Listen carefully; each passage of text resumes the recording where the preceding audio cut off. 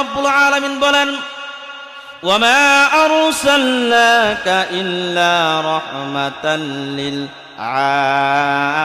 আলামিন। আল্লাহ রব্বুল আলামিন বলেন লাইন শাকারতুম লাযীদান্নাকুম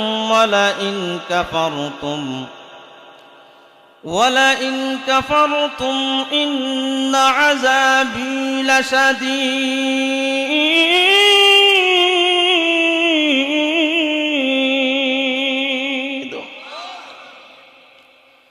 আল্লাহ রব্বুল আলামিন বলেন হে দুনিয়ার ইমানদার আল্লাহর গোলাম, আমি রব্বুল আলামিনের শুকরগুজার করো। সন্ধ্যা থেকে নিয়ে পর্যন্ত আলোচনা হযরত উলামায়ে কেরামরা যথেষ্ট পরিমাণ আলোচনা করেছেন, ঠিক